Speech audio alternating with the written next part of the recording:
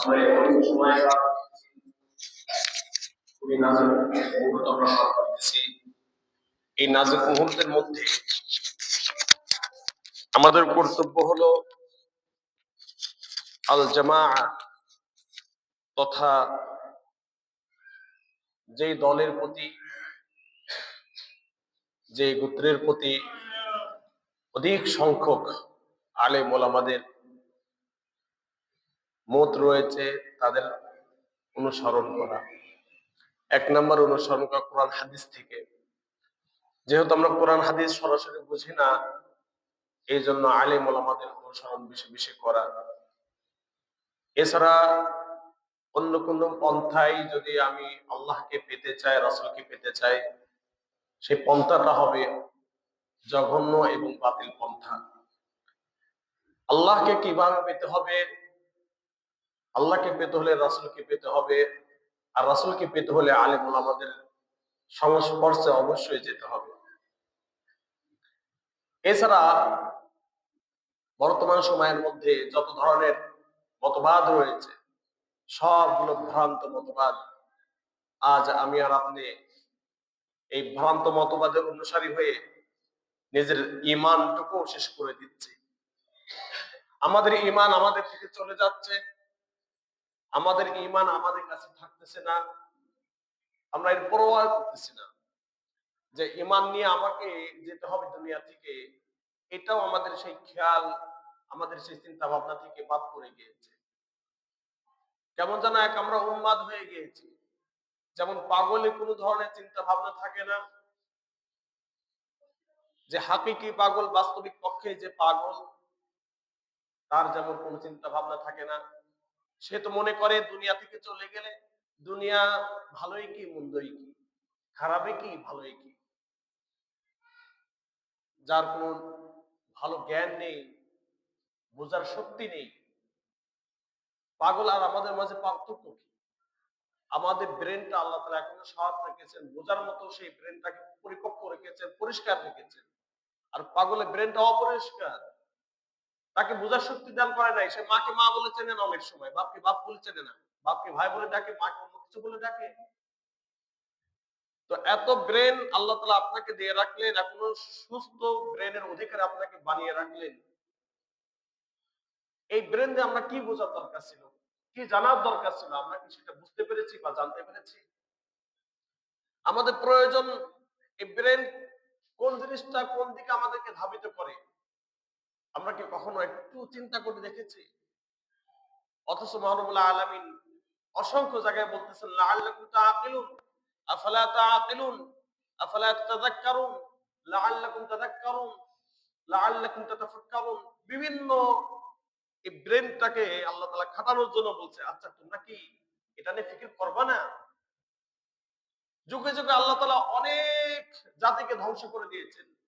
এই জাতিকে কোন রিজনের কারণে, কোন সমস্যার কারণে, কোন গুনার কারণে ধ্বংস করলেন, কোন মতবাদের কারণে ধ্বংস করে দিলেন আল্লাহ তাআলা, এই সমস্ত ঘটনাগুলো কোরআনুল মাজিদের মধ্যে উল্লেখ করে বারবার বলতেছেন লাআল্লাকুম তাতাযাক্কারুন। হয়তো তারা এই ঘটনা পড়ে, উম্মতে মুহাম্মাদি এই কোরআন পড়বে, কোরআন গবেষণা করবে, এই ঘটনা পড়ে তারা হেদায়েত প্রাপ্ত হবে, তাদের মধ্যে ভীতি সঞ্চার হবে, তারা আল্লাহ তাআলার পাওয়ার, আল্লাহ তাআলার শক্তি সম্পর্কে কিছুটা জ্ঞান অর্জন করতে পারবে। এই জ্ঞান অর্জন করার মধ্য দিয়ে সে হেদায়েত প্রাপ্ত হয়ে যাবে, আল্লাহকে চিনতে পারবে। কিন্তু যে কোরআন নিয়ে গবেষণা করার কথা ছিল, যে কোরআন প্রতিনিয়ত পড়ার দরকার ছিল, সেই কোরআন আমরা গবেষণা করি না। কোরআন বাদ দিয়ে যে আমাদের প্রত্যেকটা মুসলিমের এই মতবাদ হওয়া দরকার ছিল, আমার মতবাদটা কি? আল কোরআন। আমাদের আর কোনো মতবাদ নেই। আমার অনুসরণীয় পথ কোনটা? সুন্নাহ। আমার গন্তব্য কোথায়? আল জান্নাহ। এর নেতৃত্বে কে রয়েছেন? স্বয়ং আল্লাহ তাআলা নেতৃত্ব দিয়েছেন। এটা এই সিরাতাল মুস্তাকিমের নেতৃত্ব কে দিয়েছেন? আল্লাহ দিয়েছেন, বিধায় তো কোরআন নাযিল করেছেন, তাই না? আল্লাহ আমাকে আপনাকে তার বান্দা দিওকে সিরাতাল মুস্তাকিমের উপরে উঠানোর জন্য তিনি সর্বপ্রথম এই গুরু দায়িত্ব কার উপরে অর্পণ করলেন? রাসূল কারীম সাল্লাল্লাহু আলাইহি ওয়াসাল্লামের উপর অর্পণ করলেন। রাসূল সাল্লাল্লাহু আলাইহি ওয়াসাল্লাম চলে গেলেন, তিনি কার উপর অর্পণ করে গিয়েছেন? কার উপরে? আলেম ওলামাদের উপরে, সাহাবাদের উপরে। সাহাবাদ এইভাবে পর্যায়ক্রমে আজ আমরা আপনাদের সামনে দাঁড়িয়ে বসে কিছু কথা বলতেছি। এত বোঝানোর পরও আজ আমরা নানান মতবাদে আমরা বিশ্বাসী হয়ে পড়ি। সেই মতবাদে বিশ্বাসী হয়ে আমরা এমন হঠকারিতামূলক সিদ্ধান্ত নিই, এমন সমস্ত বিশ্বাসে বিশ্বাসী হয়ে পড়ি, যেই বিশ্বাসের কারণে আমাদের ঈমানই থাকে না। এর মধ্যে জঘন্যতম একটা মতবাদ হলো বাউল মতবাদ। কিসের মতবাদ? আমার কাছে একটা বই রয়েছে, ইসলামে ভ্রান্ত আকীদা বা ভ্রান্ত বিশ্বাস মতবাদ নামে প্রায় 600 পৃষ্ঠার একটা বই। এই বইগুলো আপনাদের পড়া দরকার। যুগে যুগে প্রকৃত মুমিনদেরকে নষ্ট করার জন্য, আপনাকে নষ্ট করবে না, আপনার হাত পা কেটে নেবে না। নষ্ট করবে কোনটা? আপনার অন্তরে যে ঈমান রয়েছে, আল্লাহ তাআলার প্রতি যে বিশ্বাস রয়েছে, রাসূলের প্রতি যে ভালোবাসা রয়েছে, ইসলামের জন্য যে ভালোবাসা রয়েছে, এই জায়গাটা আপনার নষ্ট করে দিবে। আর মানুষের অন্তর নষ্ট হয়ে গেলে সবকিছু নষ্ট হয়ে যায়। নবী করিম সাল্লাল্লাহু আলাইহি ওয়াসাল্লাম বলেছেন, ইযা সলহা সলহাল জাসাদু কুল্লু, যখন অন্তরের মধ্যে, এই মানুষের এই বুকের মধ্যে এমন একটি অংশ রয়েছে, যে অংশটা যদি ভালো হয়ে যায়, তাহলে পুরা এই দেহ সত্তা ভালো হয়ে যায়। সুবহানাল্লাহি ওয়া বিহামদি। আর ওই জায়গাটা যদি নষ্ট হয়ে যায়, এই পুরা দেহ সত্তা নষ্ট হয়ে যায়, সেটার নাম হলো আলা ওয়াহিয়াল কলব। জেনে রাখো, সেটার নাম হলো অন্তর, কলব। আল্লাহ তাআলা বলতেছেন, পরিশুদ্ধ করতে হবে ওই অন্তরকে। যার অন্তর পরিশুদ্ধ নয়, উপরে ফিটফাট থাকলে সে সদরঘাট, তারপর সে কোথায়? জাহান্নামে চলে যাবে। এই জন্য বিশ্বাস তৈরি হয় কোথা থেকে বলেন? অন্তর থেকে। বিশ্বাস দেখা যায় না। এই অন্তরের মধ্যে একটা বিশ্বাস থাকে, যে বিশ্বাস অনুযায়ী তার কার্যক্রম কি হয়? পরিচালিত হয়। নিজের অজান্তেই সে কাজ করে যাচ্ছে, কথা বলে যাচ্ছে ওই বিশ্বাস অনুপাতে। এই জন্য বিশ্বাস ঠিক করার জন্য আল্লাহ বলতেছেন, যদি সে মুসলমান দাবি করে, তাকে অবশ্যই এক আল্লাহর উপরে কি আনতে হবে? বিশ্বাস আনতে হবে, ঈমান আনতে। ঈমান মানে বিশ্বাস আনতে হবে, ঈমান আনতে হবে। এখন যদি আপনি এক আল্লাহ তো মানি, সাথে আরো আছে, সাথে কি হেল্পার হিসাবে, সাহায্যকারী হিসাবে আরো আছে, তাহলে হবে? তাহলে বিশ্বাস কেন পরিশুদ্ধ করার কথা বললেন? আর আলেম ওলামা কেন এই বিশ্বাসের কথা বলেন? যাদের আকীদা ঠিক নেই তাদের পিছনে দৌড়ানো যাবে না, এই কথা কেন বলেন? কথা বুঝতে পারছেন তো? কারণ আল্লাহ তাআলাই বলতেছেন, যাদের আকীদা ঠিক নেই তারা তো মুসলমানই না। এই জন্য আমাদের বিশ্বাস ঠিক করতে হবে। আমাদের বিশ্বাস যদি ঠিক না করতে পারি, তাহলে কিন্তু মুখে দাড়ি, গায়ে জুব্বা, ৫ ওয়াক্ত নামাজ, যাকাত প্রদান, আরো অন্যান্য দান খয়রাত কোন কাজে আসবে না। লা ইউগনি আনকা শাইআ, কাল কিয়ামতের ময়দানে এগুলা কোন কাজে আসবে না। কারণ আপনি তো আপনার মতো দান খয়রাত আরো অন্য কাফের মুশরিকরাও করে। আল্লাহ তাআলা তাদেরকে যেভাবে জাহান্নাম দিবে, ঠিক ওই ব্যক্তিকে ওইভাবেই জাহান্নামে নিক্ষেপ করবেন। এজন্য আসুন আমরা আকীদা বিশ্বাসকে পরিশুদ্ধ করি, আকীদা বিশ্বাসকে পরিমার্জিত করি। আমরা হুজুরদের কাছে বারবার যাই, উলামায়ে হক্কানির কাছে বারবার যাই, নিজের অবস্থাটা জানিয়ে দিই, আমার আকীদা বিশ্বাসটাকে জানিয়ে দিই। আমাদের আকীদাকে বারবার রিপ্লাই করে নিয়ে রিফ্রেশ করার দরকার রয়েছে। জং ধরে যেতে পারে, যে কোনো জিনিস জং ধরলে ঘষা মাজা করে পরিষ্কার করতে হয় না? তো ঠিক আপনার প্রত্যেকটা কাজ, প্রত্যেকটা বিশ্বাস এভাবে জং ধরে যেতে পারে, সমস্যা হয়ে যেতে পারে। এই জন্য আলেম ওলামাদের সাথে উঠা বসা করে ওই জং দূর করে নিতে হবে। আল্লাহ তাআলা আমাদের সবাইকে আমল করার তৌফিক দান করুন, আমিন। তো প্রিয় উপস্থিতি, আমাদের এই বাংলার জমিনে একটা মতবাদকে সবার উপরে চাপিয়ে দেওয়ার জন্য রাষ্ট্রীয়ভাবে চেষ্টা করা হয়, সেটা হলো বাউল মতবাদ, লালন মতবাদ, লালন দর্শন। এটা বলা হয় বাঙালিদের বলে দর্শন। কিসের বাঙালিদের দর্শন? যার উৎপত্তি কমপক্ষে আপনার 19 দশকের পরে, এটা আমাদের বলে দর্শন। কোনো কাজ নেই, গায়ে একটা লুঙ্গি একটা পরে সারা জীবন গাঁজা টানবে, এদের কোনো ধর্ম নেই। উপর্যুপরি তারা লালন মতবাদে, লালন ধর্মে বিশ্বাসী। কোনো সন্দেহ নেই, এই লালন বা বাউল আউল ফাউল যারা রয়েছে সম্পূর্ণ একবারে বিলকুল কাফের। এদের কুফরির ব্যাপারে কোনো সন্দেহ নেই। এবং শুধু তাই না, কাফের না, তারা জিন্দিক, নিকৃষ্ট পর্যায়ের কাফের। তারা এই জিন্দিক এই কারণে বললাম, এই বাউলদের কিছু মানুষ মুসলমানদের নামে নামকরণ করে, তারা মুসলমানদের কিছু ছেলেপিলে রয়েছে, এরা হলো জিন্দিক, কোরআন হাদিসের অপব্যাখ্যা করে। যেমন এক বাউল কি জানো আল্লাহর নামে কথা বলে, আমি তো নামটা ভালো করে জানি না, নামটা কি জানো? আবুল সরকার, নামটা রাখছে আবুল সরকার। মুসলমানের নামে নামকরণ করা হয়েছে, কিন্তু সে মুসলমান নয়। কথা পরিষ্কার, কোন বাউল ইসলামী দৃষ্টিকোণ থেকে কোন মুসলমান হতে পারে না, কারণ বাউলদের আলাদা মতাদর্শ রয়েছে।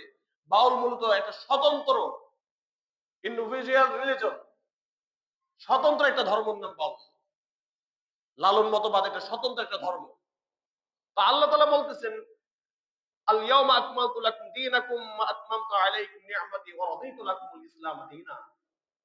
আল্লাহ তাআলা 1400 1450 1500 বছর আগে ঘোষণা দিয়ে দিয়েছেন, আজ নবী আজকের এই ময়দানে আপনার সাহাবাদেরকে সামনে রেখে আপনি ঘোষণা করে দেন, আমি আল্লাহ ওহী পাঠিয়ে আজ বলে দিলাম, আজকে ইসলামকে পরিপূর্ণ করে দিলাম। ইসলামের কোন বিষয় এর মধ্যে সংযোজন বিয়োজন হবে না। ইসলাম যেভাবে এসেছে, যদি ইসলাম নিজেকে মুসলমান দাবি করে, তাহলে ইসলামের পরিপূর্ণ বিধান যদি সে দিল থেকে অন্তর থেকে বিশ্বাস না করে, তাহলে সে মুসলমান হতে পারে না। এরপরে আর কোনো মতানৈক্য থাকতে পারে না, এরপরে আর কোনো মতবাদ থাকতে পারে না। যিনি বাউল ফাউল হয়ে মতবাদ তৈরি করলেন, তাহলে সে ইসলাম মুসলমান হিসেবে থাকতে পারবে? কারণ আল্লাহ নিজেই ঘোষণা করে দিয়েছেন। আর একটা বাউল, আল্লাহ তাআলা বলছেন আকিমুস সালাহ ওয়া আতুজ যাকাত, তারা এই আয়াতের যে পরিমাণ অপব্যাখ্যা করে। জিন্দিক মানে আয়াতের অপব্যাখ্যা দানকারী। জিন্দিক কাকে বলা হয়? আয়াতের অপব্যাখ্যা দানকারী, নিজের খায়েশাত পূরণের উদ্দেশ্যে আয়াতের অপব্যাখ্যা দান করে, অথচ তার বিরুদ্ধে হাজার হাজার লক্ষ কোটি কোটি আলেম ওলামা এক ব্যাখ্যা দিয়েছে, সে এসে আরেক ব্যাখ্যা দাঁড় করাচ্ছে। এটার নাম হলো জিন্দিক। সাহাবারা একটা ব্যাখ্যা দিয়ে গিয়েছে, ওই ব্যাখ্যা সাহাবাদের ছাত্ররা দিয়েছেন, এভাবে পর্যায় করবে, আমরা ওই একই ব্যাখ্যা দিয়ে যাচ্ছি, কিন্তু এটার বিপরীতে আরেকটা কি করছেন, দাঁড় করাইছেন। আকিমুস সালাহ, নামাজ, এই আকিমুস সালাহ মানে কি তা জানেন? কেমন হয় বলে আর ঢোলের বাড়ি দেয়। মানে আকিমুস সালাহ বলে কি করে, একটা কথা বলে, আপনারা জানেন এটা অর্থ কি? সাদাটা কি? টুংটুং করে একটা ঢোলের বাড়ি হয়। এভাবে তাদের গান শুরু হয়, তারা গানে গানে মানুষদেরকে পথভ্রষ্ট করে। এটা কত নিকৃষ্ট পর্যায়ের জানোয়ার। আল্লাহ তাআলা এই সমস্ত নষ্ট ভ্রষ্ট মতবাদ হইতে পুরো মুসলিম উম্মাহকে হেফাজত করুন, সবাই বলুন আমিন। প্রিয় উপস্থিতি, তারা তো আল্লাহকেই তো মানে না। তাদের গুরু যেটা বলবে, ওদের একটা গুরু আছে, তাদের এই গুরু যেটা বলবে লালন, তাদের গুরুর উৎপত্তি হলো লালন থেকে, যেটা যার পরে কুষ্টিয়া। তার থেকে বিশেষ তার শিষ্যরা, তাদেরকে গুরু বলা হয়। যেটা বলবে তারা সেটাই অনুসরণ করবে, এর মধ্যে কোনো হেরফের তারা করতে চায় না। তারা নামাজ রোজার অপব্যাখ্যা করে। এই বাউলের উৎপত্তি ছিল মূলত ইন্ডিয়া থেকে, আবার অনেকে বলে ফিলিস্তিনি থেকে, আবার অনেকে বলে সিরিয়া থেকে। যেটাই হোক, এই বাউলের উৎপত্তি ছিল গান নষ্ট ভ্রষ্টতার মধ্য দিয়ে। যে জিনিসের উৎপত্তি নষ্ট, ওই জিনিস থেকে যা কিছু বের হবে সবগুলা নষ্টই হবে। প্রিয় উপস্থিতি, এদের আরেকটা নিকৃষ্ট মতবাদ হলো জিনাকে সাধারণ করে দেওয়া। বামপন্থী যারা আছে না, বামপন্থী দেখবেন আবু সরকারকে জেলে ঢুকাইছে, ওর পক্ষ নিয়েছে সব বামপন্থীরা। কারা পক্ষ নিয়েছে? বামপন্থীরা। আর বাইরের রাষ্ট্রদেরকে সন্তুষ্ট করার জন্য আর এক শ্রেণীর পক্ষ নিয়েছে। সব কিসের পাগল? ক্ষমতার পাগল। কিসের পাগল সব? আরে আল্লাহর বান্দা, আপনি এই কথা তার পক্ষ রায় দিয়ে তার পক্ষে কথা বলে আপনার ঈমানটা বিক্রি করে দিলেন। আপনার একবার হুঁশ ফিরল না? আপনার ক্ষমতা এতই লোভ। ওমাই ইয়াশতারি লাহওয়াল হাদিস লিয়ুদিল্লা আন সাবিলিল্লাহি বিগাইরি ইলম ওয়া ইয়াত্তাখিযাহা হুজুয়া। আপনার কাছে ইসলামটা এতই ছোট মনে হয়েছে যে দুনিয়ার এই চাকচিক্যময় কিছু অবস্থার, কিছু সময়ের একটা অবস্থা তৈরি করার জন্য কোরআনের অপব্যাখ্যাকারীদের আপনি পক্ষ নিলেন। লিউদিল্লাহ আন সাবিলিল্লাহ বিগয়রি ইলম, এদের কোনো ইসলাম সম্পর্কে, ইসলামের বিষয় কি বলেছে এই বিষয়ে জ্ঞানই অর্জন করে নাই। আপনার প্রভুকে সন্তুষ্ট করার জন্য, তাদের প্রভু হলো পশ্চিমারা, তাদেরকে সন্তুষ্ট করার জন্য আপনি তার পক্ষ নিলেন। যে সুস্পষ্ট যে মূর্খ একজন মুসলমানের, যার ইসলামী জ্ঞান নেই, কিন্তু প্রকৃত একজন প্রকৃত মুমিন, তার ওই আবুল সরকারের এই বক্তব্য শুনলে সে নিজেকে ঠিক রাখতে পারবে না। সে এমন বক্তব্য দিয়েছে, এই বক্তব্য রিপ্লাই করাও আমার কাছে নাজায়েজ, আমি রিপ্লাই করতেছি না, এমন বক্তব্য দিয়েছে। তবে আমি নম্র ভাষা একটু বুঝাই দিই, আল্লাহর আগামাতা কিছুই নেই। কি নেই? আল্লাহর আগামাতা কিছুই নেই। আল্লাহ মেলা হওয়ার দরকার ছিল। আর যেসব ভাষাগুলো বলেছে, কোরআন নিয়ে যেসব ভাষাগুলো বলেছে, ওকে যে টুকরো টুকরো করে মানে কেটে কুকুর দিয়ে খাইয়ে দেওয়া হয়, তারপরও এর যে শাস্তি, এর শাস্তি কি হবে না? শেষ হবে না। মনে রাখতে হবে, আল্লাহ তাআলা শাস্তি শুধু আখিরাতে দিবে বিষয়টা এমন না। তাহলে দুনিয়াতে কেন শাস্তির ব্যবস্থা রাখলেন বলেন তো? আল্লাহ দেখবেন, আখিরাতে দেখবেন। কেন আল্লাহ আখিরাতে দেখবেন? হ্যাঁ, আল্লাহ তো আখিরাতে দেখবেন, অবশ্যই বলছেন আখিরাতে দেখবেন। হাসিরাত দুনিয়া ওয়াল আখিরা, কিছু বিষয় এমন রয়েছে যে শাস্তিটা কোথায় দেওয়া হবে? দুনিয়াতে দেওয়া হবে। এক শ্রেণীর মানুষ এই শাস্তি আমরা দিতে পারবো না, আপনারা যা দাবি করেন, আপনারা যে বিষয়ে কথা বলেন, এটা আমরা মানতে পারবো না। তাহলে আপনি মুসলমান হয়েছেন কেন? আমরা যে ভাষায় কথা বলি, এটা ইসলামের ভাষা, এটা কোরআনের দাবি। আমাদের সেই দাবি যদি কেউ না মানে আর বলে যে আপনারা যে ভাষায় কথা বলতেছেন, আমরা কোন ভাষায় কথা বলতেছি? আমাদের ভাষা কি ইংলিশ? আমাদের ভাষা কি উর্দু? আমরা তো বাংলা ভাষাভাষী মানুষ, তাই না? আমরা তো একটা দাবি জানিয়েছি, যে দাবিটা জানিয়েছি কোথা থেকে? কোরআন থেকে। যে দাবিটা জানিয়েছি কোথা থেকে? হাদিস থেকে। যে দাবি জানিয়েছি ইসলামের পক্ষ থেকে। আর আপনি বলতেছেন এটা আমাদের পক্ষে মানা সম্ভব না, তাহলে আপনি নিজে মুসলমান কেন বলতেছেন? এই দাবি তো আপনারও দাবি। আপনি এটা পারবেন না, ওটা পারবেন না, তাহলে নিজেকে বলেন আমি মুসলমানই না। আল্লাহ তাআলা এই হেদায়েত দান করুন, আমিন। ওই আয়াতের পরিষ্কার ব্যাখ্যা। একসময় মনে করতাম সামান্য মূল্য, এখন সামান্য মূল্য গিয়ে দেখি এটা ব্যাখ্যা, সামান্য মূল্য মানে এটা ব্যাখ্যা করেছে লাহওয়াল হাদিস। হালকা পাতলা কথার কারণে সামান্য মূল্যে দুনিয়ার এই সামান্য মূল্য দেওয়ার উদ্দেশ্য কি? দুনিয়ার এই চাকচিক্য, দুনিয়াতে কিছু সময় ভালো থাকার জন্য, দুনিয়াতে অর্থ করে কামানোর জন্য, এটাকে বলা হয়েছে সামান্য মূল্য। তারা এই দুনিয়ার এই সামান্য মূল্যের বিনিময়ে আল্লাহ তাআলা কোরআনকে অপব্যাখ্যা করে করে দেয়। কোরআনের পক্ষে যারা দাঁড় হয়, কোরআনের পক্ষে যারা দাঁড়ায়, কোরআন কায়েম করতে চায়, তাদেরকে তারা জঙ্গিবাদী ট্যাগ বলে, ঠিক কিনা? আমার খুবই আফসোসের বিষয়, আমি খুব আশ্চর্য হয়েছি যে আবুল সরকারের এই বক্তব্যের পক্ষে বড় বড় দল দাঁড়িয়ে গিয়েছে। তাদেরকে কি বলবেন? আপনি কাকে পছন্দ করেন? মনে রাখতে হবে, আল্লাহর বান্দারা মাথাকে ক্লিয়ার করেন। এই ব্রেনটা শুধু আল্লাহ তাআলা পচানোর জন্য দেয় নাই। এই ব্রেনটা দিয়েছে লাআল্লাকুম তাতাফাক্কারুন। ব্রেনটা কেন দিয়েছে? চিন্তা করার জন্য। কি জন্য দিয়েছে সবাই বলেন? চিন্তা করার জন্য দিয়েছে। এই ব্রেনটা পাগলের মতো ব্যবহার করার জন্য। পাগলে কোনো চিন্তা করে? ও তো লুঙ্গি খুলে পাগড়ি পেটে ঘোরে। কিন্তু আমার আর আপনার স্বভাবজাত কার্যকলাপ যদি ওই পাগলের মতো হয়, তাহলে আমি পাগল আর সেই পাগল কিন্তু এক নয়। ওই পাগলকে আল্লাহ তাআলা ক্ষমা করে দিয়েছেন, যে মানে কি লুঙ্গি খুলে পাগড়ি পরে ঘোরে। অর্থাৎ তার কোনো হদিস নেই, কোনো দিক নিশানা নেই। যখন যেটা মন চেয়েছে তখন সেটাই করতেছে। কিন্তু আমাকে আপনাকে প্রত্যেকটা সেকেন্ডের জবাব দিতে হবে। আমি আর আপনি জবাবদিহিতার আওতায় আসবো। এক পাও, এক কদম আল্লাহ তাআলা নড়তে দিবেন না কাল কিয়ামতের ময়দানে। আপনি সময়টা কিভাবে খরচ করতেছেন একবার চিন্তা করে দেখুন। আল্লাহ তাআলা এই ব্রেনটা কেন দিলেন?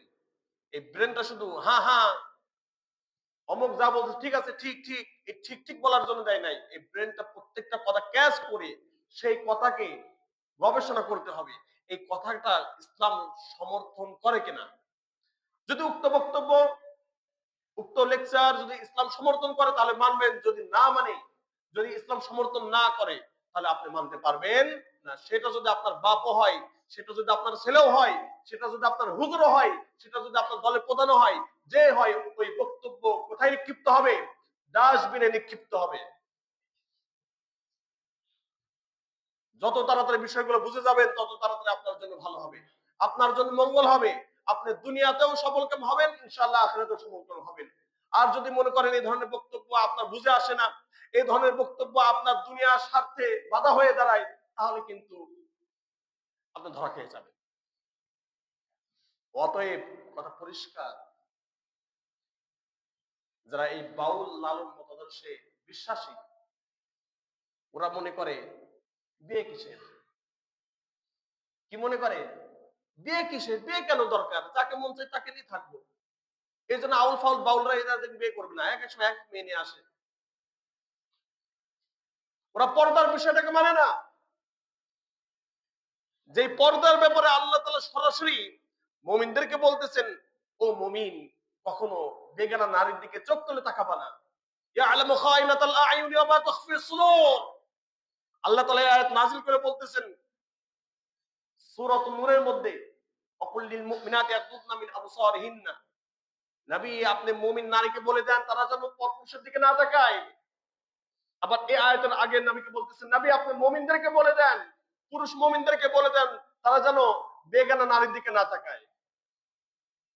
উভয়কে পর্দা করার কথা বলছে। আর তারা কি করে বলেন তো? বোরকা পরে আনে, গান গাওয়ার জন্য বোরকা পরে আনে। এই উপস্থিতি দেখেন, তারা পর্দার এই বিধানকে সরাসরি বিধানগুলি দেখিয়েছে। পর্দা কিসের পর্দা? পর্দা হল তাদের মনের পর্দায় বড় পর্দা। যে বাউল তাদের এই মতবাদটা এত নিকৃষ্ট, তারা পর্দা করবে না, নামাজের অপেক্ষা দাঁড় করে নামাজ পড়বে না। নামাজ পড়ে কেউ? রোজা রাখে? তাহলে ইসলামের মূল বিষয়গুলো তারা বিশ্বাস করে না। এক আল্লাহ তাআলার একত্ববাদে তারা বিশ্বাসী নয়। শুধু তাই না, আল্লাহ তাআলা একত্ববাদকে বিশ্বাস তো করেই না, রাসূলকেও তারা বিশ্বাস করে না। নাউযুবিল্লাহি মিন যালিক। এর অসংখ্য প্রমাণ রয়েছে, এগুলো তো বিস্তার ভাবে আলোচনা করা দরকার। আমি সংক্ষিপ্ত ভাবে বলে যাচ্ছি। তারা মনে করে মানব ধর্মই সর্বশ্রেষ্ঠ ধর্ম। মানব ধর্ম কি ধর্ম? মানব ধর্ম বোঝেন? মানব ধর্ম এই কথাটা অত্যন্ত বড় এবং বিস্তীর্ণ। এই কথা এভাবে নিলেও সমস্যা, না নিলেও সমস্যা। মানব ধর্ম মানে মানবতা। মানবতা কি? একজন মানুষ অকাম করেছে, ইসলাম বলে তাকে পাথর মেরে হত্যা করতে হবে। আপনি মানবতা দেখেন না, পাথর মারা যাবে না, 5 বছর কি করে দাও, জেল দিয়ে দাও। এটা হলো মানবতা? ইসলাম যেখানে মানবতা দেখায় নাই, মানবতা কিসের? যে ব্যক্তি নষ্টামি করে নিজের রক্তকে জায়েজ করে দিয়েছে মানুষের জন্য, নিজের হত্যাকে জায়েজ করে ফেলেছে, নষ্টামি করে কাজ অকাম করে, এই ক্ষেত্রে মানবতা দেখাবেন? আপনার মানবতা জেগে উঠছে এই সময়। আল্লাহ তাআলা কুরবানিকে আবশ্যক করেছেন। কুরবানি যখন আপনি জবাই করতেছেন, এক শ্রেণীর মানুষের মানবতা জেগে উঠবে দেখে, এত বড় কিভাবে জবাই করতেছে। প্রাণী জবাই করা এটা কি যেমন তেমন কাজ? কত খারাপ কাজ না? মানবতা জেগে ওঠে। এদের মানবতা জোয়ারের পানির মতো, কিছু সময়ের জন্য থাকে, আবার কি হয়ে যায়? চলে যায়। পানি, জোয়ারের পানি তো বেশিক্ষণ থাকে না, লং টাইম লাস্টিং করে না তো। প্রিয় উপস্থিতি, তারা মানবতা ধর্মে বিশ্বাসী। কি ধর্মে বিশ্বাসী? মানবতা কোনো ধর্মের নাম নয়। মানবতা কিসের নাম নয়? কোন ধর্ম নয়। এই মানবতার আড়ালে তারা যাচ্ছে তাই করে যাচ্ছে। মানবতা ইসলাম বলে মানবতাকে সবার আগে রাখতে হবে। মানবতা কি জিনিস? আপনার বাড়ির পাশে একজন হিন্দু না খেয়ে মারা যাচ্ছে, সে হিন্দু হলেও আপনি এজ আ মুসলমান আপনাকে অবশ্যই অবশ্যই তাকে আহার করানো, আপনি করাতে হবে, আপনি আহার করাতে বাধ্য থাকবেন। আপনার প্রতিবেশী যে যেই হোক, সে যদি আপনার শত্রু হয়, আপনার প্রতিবেশী যদি আপনার শত্রু হয়, সে হিন্দু হোক, মুসলমান হোক, বৌদ্ধ হোক, যে কোন ধর্মের হোক, এমনকি সে যদি বাউলও হয়, এমনকি সে যদি কি হয়? বাউলও হয়, তার বাসায় যদি আহার না থাকে, তার বাসাতে আহার পৌঁছানো একজন মুসলমান হিসাবে আপনার নৈতিক দায়িত্ব। সেখানে কি করে দিবেন? আহার পুষিয়ে দিবেন, সেখানে পৌঁছানো আপনার নৈতিক দায়িত্ব। একজন মানুষ অ্যাক্সিডেন্ট করে রাস্তায় পড়ে আছে, আপনার মানবতার দাবি তাকে সবকিছু বাদ দিয়ে, আপনি একটা কাজে যাচ্ছেন, কাজ বাদ দিয়ে তাকে হাসপাতালে নিয়ে যাওয়া, এটা হলো মানবতা। একজন মানুষ রাস্তায় অসুস্থ হয়ে পড়েছে, আপনার মানবতার দাবি সব কাজ বাদ দিয়ে তাকে কোথায় নিয়ে যাওয়া? হাসপাতালে নিয়ে যাওয়া। একজন মানুষ আপনার কাছে সাহায্য চেয়েছে, মানবতার দাবি হলো তাকে সাহায্য করা। কিন্তু ইসলাম যেখানে কঠোর বিধান দিয়েছে সেখানে আপনি মানবতা দেখানোর কোনো অধিকার রাখেন না। মানবতার সৃষ্টিকারী তিনি কে? তা আল্লাহ তাআলা যেখানে যে বিধান দিয়েছে সেই বিধানের উপরে বিধানগুলিতে কি আপনি মানবতা দেখাবেন? সেই মানবতা মানা যাবে? এদের মানবতা জেগে ওঠে কখন? যখন কোন মুসলমান কোন হুকুম পালন করে তখন তাদের মানবতা জেগে ওঠে। আসলে মূলত এদের মানবতা বলতে এদের মধ্যে কিছুই নেই। মূলত তারা ইসলাম বিদ্বেষী, তারা ইসলামকে পছন্দ করতে পারে না। ইউরিদুনা লিইউতফিউ নূরাল্লাহি বিআফওয়াহিহিম ওয়াল্লাহু মুতিম্মু নূরিহি ওয়ালাউ কারিহাল কাফিরুন। এরা ছলে বলে কৌশলে ঈমানের নূর, ইসলামের নূরকে তারা দমিয়ে দিতে চায়। ইসলামের নূরকে এই দুনিয়া থেকে উচ্ছেদ করতে চায়। আর আল্লাহ তাআলা বলতেছেন তোমরা এটা চেষ্টা করতে থাকো, আমি আল্লাহ তাআলা ওয়াদাবদ্ধ দুনিয়ার বুকে ইসলামকে রাজত্ব হিসাবে কায়েম করবই ইনশাআল্লাহ। এই বাণী কার? আল্লাহু মুতিম্মু নূরিহি। আল্লাহ তাআলার এই ইসলাম নামক নূরকে অবশ্যই তিনি দুনিয়াতে বাস্তবায়ন করবেন পরিপূর্ণ আকারে। পরিপূর্ণ আকারে বাস্তবায়ন করবেন। দুনিয়ার সমস্ত মানুষ যদি এর বাস্তবায়নের বিপক্ষে চলে যায়, হাজারো মতবাদে বিশ্বাসী হয়ে মানুষদেরকে পথভ্রষ্ট করতে চায়, অবশ্যই এক শ্রেণীর মুসলিম যুবক, এক শ্রেণীর মুসলমান তারা সবসময় রেডি থাকবে। যারা এই অপব্যাখ্যা দাঁড় করিয়ে আমাদেরকে লুণ্ঠিত করতে চায়, ওই অপব্যাখ্যা দাঁড় করে ইসলামকে বেইজ্জত করতে চায়, তাদের বিরুদ্ধে জিহাদ করার জন্য সদা সর্বদা এক শ্রেণীর মানুষ হয়ে থাকবে ইনশাআল্লাহ। ইয়াখাফুনা লাওমাতা লাইম। ইসলামের অপব্যাখ্যা যারা করে, আল্লাহর নামে কটূক্তি যারা করে, রাসূলের নামে কটূক্তি যারা করে, তাদের বিরুদ্ধে এই তাওহীদবাদী জনতা সদা সর্বদা পদক্ষেপ নেওয়ার জন্য সদা সর্বদা প্রস্তুত রয়েছে। আমিও মনে করি আপনারা সবাই তাওহীদবাদী। কি বাদী? তাওহীদবাদী মানুষ। এই তাওহীদ শব্দটার অর্থ আপনাদের জানা থাকা দরকার। তাওহীদুন মানে একত্ববাদে বিশ্বাসী। কোন কোন বাদে? একত্ববাদ মানে আল্লাহ এক, রাসূল এক, কোরআন এক, হাদিস এক, ইসলাম এক। এই একত্ববাদে বিশ্বাসী। আল্লাহ এক, তিনি সৃষ্টিকর্তা, তিনি রিজিক দাতা, তিনি হুকুম পরিচালনাকারী। তিনি কি কারী? হুকুম পরিচালনাকারী। তিনি রাষ্ট্র পরিচালক। অর্থাৎ রাষ্ট্র পরিচালক কিভাবে? উনার হুকুম রাষ্ট্রপ্রধান কি করবেন? বাস্তবায়ন করবেন। আমরা এই মতবাদে বিশ্বাসী। আমাদের আল্লাহ এক। আল্লাহর যে মতবাদ কোরআনের মধ্যে রয়েছে, এই মতবাদের বাইরে আমরা কখনো কোন ধরনের মতবাদ মানি না। এই তো গেল বাউল মতবাদ। সবচেয়ে যে একটা নিকৃষ্ট মতবাদ আমি আর আপনি নির্দ্বিধায় মেনে নিয়েছি, সেটা হলো গণতন্ত্র মতবাদ। কি মতবাদ? বাউল মতবাদ। এর সংখ্যা খুবই সীমিত। বাউল মতবাদ এটা কাফের, এটা সবাই জানে। কিভাবে? তারা নামাজ পড়ে না, রোজা রাখে না, সদা সর্বদা কোরআন হাদিসের অপব্যাখ্যা দাঁড় করায় গানে গানে। এটা সবাই জানে, অনেকে বুঝতে পারে। কিন্তু গণতন্ত্র এই নিকৃষ্ট মতবাদ, এই নিকৃষ্ট মতবাদের এই অনেকে ধোঁকাটা বুঝতে পারেন না। কথা বুঝতে পারছেন তো? তারা যারা এই মতবাদে বিশ্বাসী হয়ে গিয়েছে, তাদের ঈমান আছে? এবার কষ্ট লাগে, কারণ আমরা অধিকাংশই আমরা গণতন্ত্রপন্থী। গণতন্ত্র কয়েকটা কথা বলি, কয়েকটা তাদের ভাষ্য বলি। এক নম্বর ভাষ্য, জনগণ যদি কোনো নাজায়েজ বিষয়ের উপরে হ্যাঁ বলে দেয়, তাহলে ওটা কি হয়ে যাবে? জায়েজ হয়ে যাবে। উদাহরণস্বরূপ, তাদের মূল কথাই তো সম্পূর্ণ নিকৃষ্ট একটা কথা। সমস্ত ক্ষমতার উৎস কে? তারা বলে, কারা কারা বলে? জনগণকে বলে না? আর আল্লাহ তাআলা বলছেন কি? ওয়ালিল্লাহি মা ফিস সামাওয়াতি ওয়াল আরদ ওয়ালিল্লাহিল আমরু কুল্লু ওয়ালিল্লাহি মা ফিস সামাওয়াতি ওয়া মা ফিল আরদি ওয়া মা বাইনাহুমা। আল্লাহ তাআলা বলতেছেন এই আসমান জমিনের যা কিছু রাজত্ব রয়েছে, দুনিয়ার সমস্ত হুকুম আহকাম দেওয়ার অধিকার একমাত্র কার? আলা লাহুল হুকমু আলা লাহুল খালক। কত ধরনের কত রকমের বিষয় রয়েছে আয়াতের মধ্যে। সমস্ত অধিকার, সমস্ত সৃষ্টি তার, আর এই সৃষ্টি তারই দিক নির্দেশনায় পরিচালিত হবে। প্রিয় উপস্থিতি, গণতন্ত্র এই প্রথম ভাষ্যটাই সরাসরি কোথায় আঘাত আনছে? তাওহীদবাদ, তাওহীদের উপরে। কিসের উপরে? আমরা কিছুক্ষণ আগে বললাম আমরা কোন মতবাদে বিশ্বাসী? এক আল্লাহ, মানে তাওহীদ, এক আল্লাহতে বিশ্বাসী, এক রাসূলে বিশ্বাসী, এক কোরআনে বিশ্বাসী, এক ইসলামে বিশ্বাসী। আমাদের ধর্ম মতবাদ ইসলামের বাইরে কোনো জিনিস নেই। আমরা না গণতন্ত্র বিশ্বাসী, আমরা না আউল বাউল ফাউলে বিশ্বাসী, না অন্য কোন ধর্মে বিশ্বাসী। আমরা কোন ধর্মে বিশ্বাসী? একমাত্র ইসলামে ধর্মে বিশ্বাসী। তো প্রিয় উপস্থিতি, আমরা এখানেই এই নিকৃষ্ট মতবাদ থেকে আপনাদেরকে বের হয়ে আসতে হবে। যত দ্রুত পারবেন, as far as soon, যত দ্রুত সম্ভব তত দ্রুত আপনাকে বের হয়ে আসতে হবে, যত দ্রুত সম্ভব। কিন্তু আমরা আউল বাউল ফাউল কাফের বললেও এটাকে কাফের বলতে ভয় পাই, কারণ এর সাথে জড়িত বিশাল সংখ্যক মানুষ।